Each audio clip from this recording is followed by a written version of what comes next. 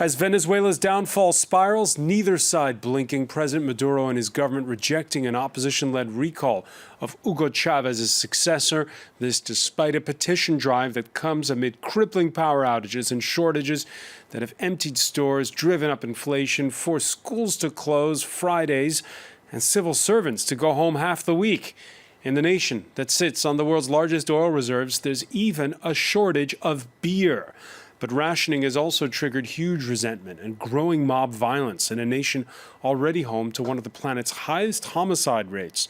We'll see an exclusive report on the situation in Venezuela, where police and the army are also accused of using a heavy hand. How did it get this bad? How much worse can it get? Bad enough for the military to step in? Or have Venezuela and the region gone beyond the days of coup d'etats?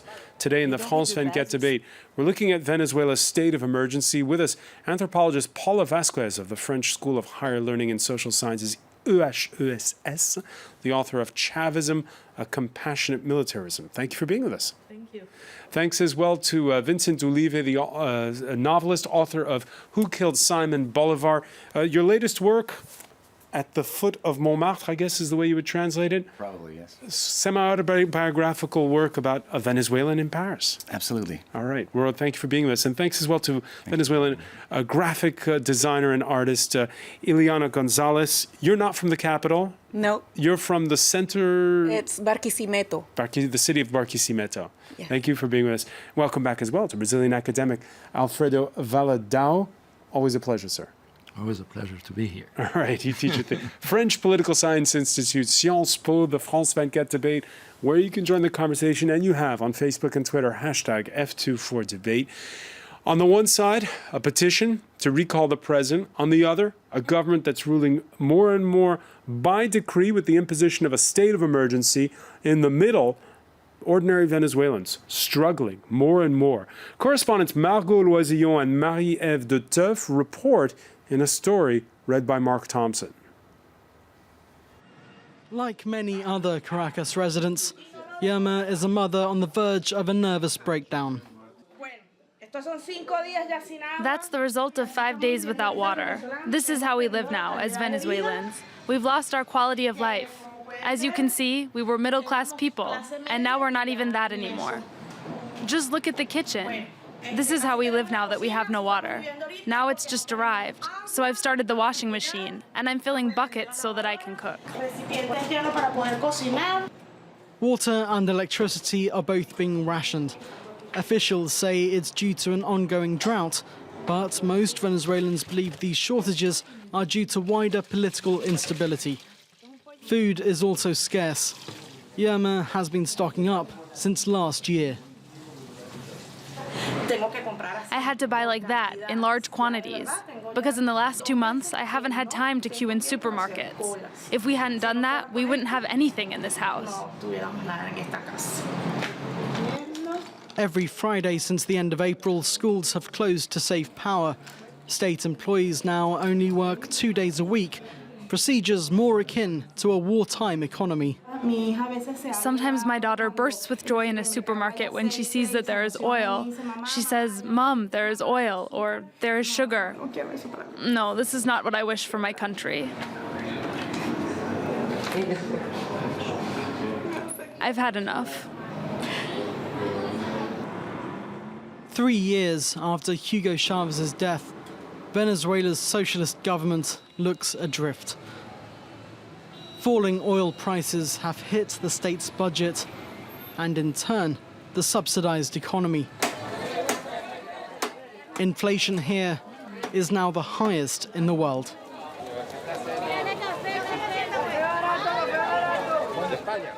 Basic food supplies are being sold on the black market for 10 or 20 times the price supplied by the government. At the supermarkets, the queues go down the street. I left home at 4 in the morning. I went to several places for nothing.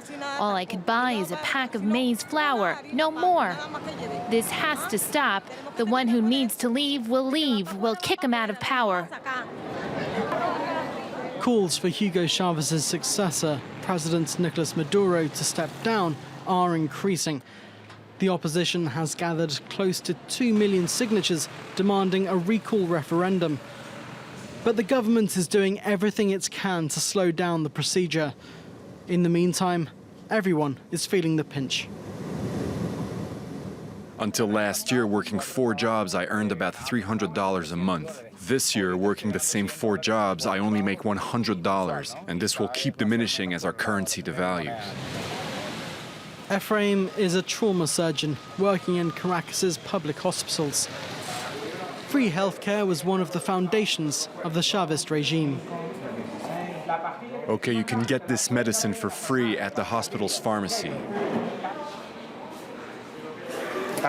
You see, this machine has been broken for over a year now, and I don't know if you can see it on camera, but there are flies, lots of flies.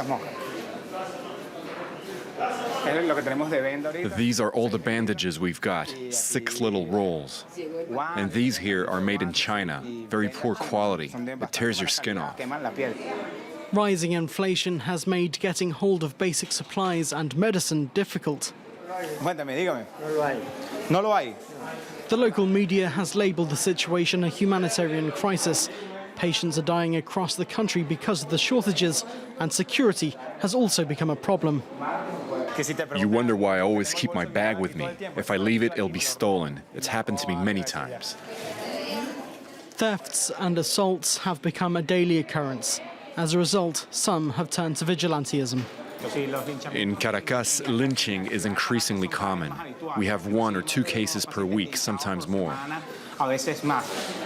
Many in the country have lost faith in its direction and leadership. Violence is at its peak. In this street alone, 11 people have been attacked in the past 6 months. 5 have been killed. Here, if a thief is caught, all he can do is pray. If the police don't save him, the people will kill him. Caracas has become the most dangerous city in the world. Even enthusiasm among the regime's supporters is dwindling.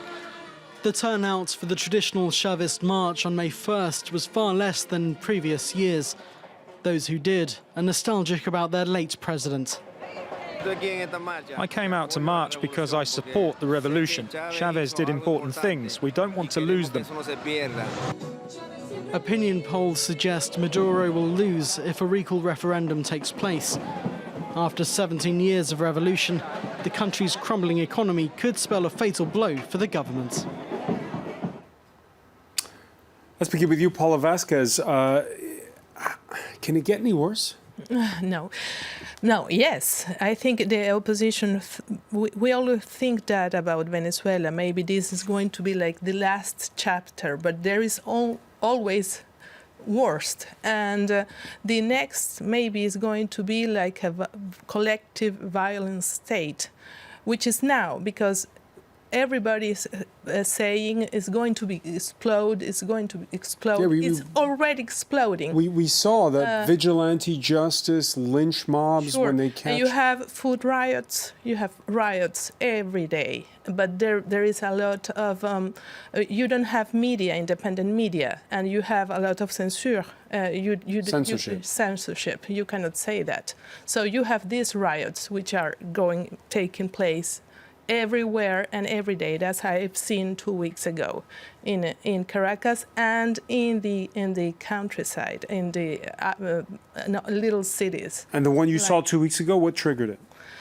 The problem is the food and the food supplies and the chains of food supplies, because Venezuela depends on currency devices. And it's the state that controls the currency devices, and they don't... Hard currency. Yes, and dollars. They don't give the dollars to the importers to import food. That's a problem. And the other problem is the corruption in that system of attribution of dollars. So, and the economy is completely dependent on the importations, because Chavez it was the estatization and socialization of all the economy. So you don't have a national production of food, and you cannot import neither. So people is in lack of food and medicine, because that is in the international market with devices, international devices, dollars. With hard currency. Yes. This situation, it's been going on for what? 6 months that it's been More. really I getting think bad? 2014 was a critical year as well. I've lived it in... End of last year is when the rationing really begins in earnest, the power outages. You have to imagine like open the robinet, the water. Faucet. Yes, they open and close it, open and close it. But now there is no any more money, to import, to get the importation of food. Vincent Olive, Yes. it brings us back to I guess, to the title of your book, Who Killed Simon Bolivar. We saw in that report one man saying he supports, how did he put it? Chavez did important things, is what he says in that report. And our correspondent earlier was telling us that there still is support for the government of Nicolas Maduro, the successor of Hugo Chavez, most notably in parts of Caracas, in the western parts of Caracas. Yeah, it's important to understand two things. The first thing is that the economic crisis that Venezuela is living through right now is tied, but is not exclusively the consequence of the commodities crashing in the international market. This started way before. In 2004, Chavez raided the slush fund that Venezuela had created before. We had a slush fund where all the excedent of petrol was put there for a rainy day. That rainy day fund was raided by Chavez on national TV when he said he wanted $1 billion. He didn't see why they were sitting there. Un millardito, he called it, and he took it. From there, they created a series of black boxes of banks that we do not know. Venezuelans do not know where that money went. We know it's not there. It's not accountable for. And they used that money to create a consumption boom by distributing it to the people. So yes, the person... Which is something, by the way, that is lauded by the left in this country. People look at Chavez and say, look, he's taken millions out of poverty. Absolutely, yes. But since it wasn't a systemic, structural eradication of poverty, it was only consumption. They gave money to the people and the people spent it. Now there's no money, so the people don't have any money. And they think it's the fault of the current government, which it is in part, but it is also very much the fault of the government that preceded it and Hugo Chavez's misguided policies. All right. We could talk about, and we've had plenty of debates in this program between people who are pro-Chavez, anti-Chavez, but we want to get more to the roots of what it is about Venezuela. Officially, the murder rate already high, 58 per 100,000 citizens. In France, it's 10 per million. Venezuelan civil society says the numbers are, in fact, much higher. And according to a Mexican monitoring group, Caracas in 2015 leapfrogged Honduras' San Pedro Sula as the world's murder capital, with 120 homicides per 100,000 citizens. Surely, Ileana Gonzalez, that's not all the fault of the government. Why is the murder rate so high in Venezuela? Because of the poverty, because there are some problems with distributing food and medicine, but there's also power, electricity shortages, and that's been going on in not the cities around Caracas for a long time, and it just started in Caracas. So people will have like 4 hours, no electricity, and you don't know when these 4 hours will be. So like my mom has been stuck in the elevator twice in 1 week. That's just an example of how things are getting worse and worse, and that only makes crime bigger and bigger. It's logic. It's just logic. A lot of countries have poverty, but we're talking here about the murder rate. There is a problem of impunity and demolition of institutions. You don't have judgments. You don't have jails. You don't have fair judgments. So there is impunity and corruptions of the law and of the police. 9 out of the 10 cities in that ranking are in Latin America, either in Central America or South America. Number 9, Cape Town, is the only exception to that rule. What is it about Latin America? Life is cheap in all places where there's a lot of poverty, but what is it specifically about places like Venezuela? I think Latin America has a problem, which is that in the last 200 years, Latin America lived on raw materials, exporting raw materials, 1 or 2 raw materials. That makes for every time the prices go down or every time there is a problem, we don't invest in anything. So every time you have these huge poverty problems, you have this huge... Latin America is one of the most unequal continents in the world. And when people were not urbanized, when they were not well informed, when they were not well connected, you could more or less keep order. Now you have a huge urbanization in whole Latin America. The cities are becoming bigger and bigger, and nothing has been done to adapt to the economy, the society, the institutions, to this thing. So now you have millions of people who are in poverty or with institutions that don't work, as you say, and then you have this explosion. And then you have drugs. You have drugs everywhere. Latin America is one of the biggest drug producers and drug trafficking. So all this together makes for a huge imbalance in society. Society in Latin America, in big cities, a lot of big cities are in a certain chaos, particularly in Mexico, in Central America, in some places in South America. So you have this huge violence coming up because of all this new world that has come down to Latin America, and Latin America is incapable to adapt to this new world. Do you agree that the difference, there's poverty again, like we say, in Africa and Asia, parts of Europe, but the difference is drugs? Well, it could be the drugs, but there is also, we have been through what is called the banalization of evil. There has been an effort to make things like lynching banal. Nowadays, to us, it's shocking, but in Venezuela, it wouldn't be, it still is shocking up to a certain point, but there is sort of a push where things start getting more and more violent. I grew up in Venezuela, and it was already a violent place, and yes, I got robbed with knives. Nobody pulled a shotgun in my face. That's what you're looking at now. So there has been an escalation of the way that violence is used in a society for achieving certain needs. Paula Vasquez, 17 years of Chavez rule, they've pulled millions out of poverty. Hasn't it made a difference? No, it wasn't, it was impossible to keep that state of things because of the economy. And it was only like an illusion. It's like an anthropology, Venezuelan anthropology says the Venezuelan state is a magician. You can produce like illusions. And it was an illusion of... It was an illusion? I mean, the World Bank and IMF say that it's real, the figures. It was only by the consumption. If you give money, you have money, but it's not structural. There is no work. There is no infrastructure. So the education problem is a huge problem in Venezuela.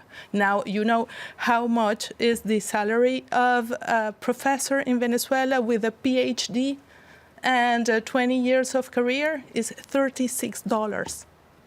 All right, and as we saw in that's a problem. You don't invest in education. You don't invest at all in all the information, in people to get a good job. So only if the state gives money to the people, you cannot, that's not durable, sustainable. All right, we're going to pick up on these points when we come back. Stay with us. You're watching the France 24 debate.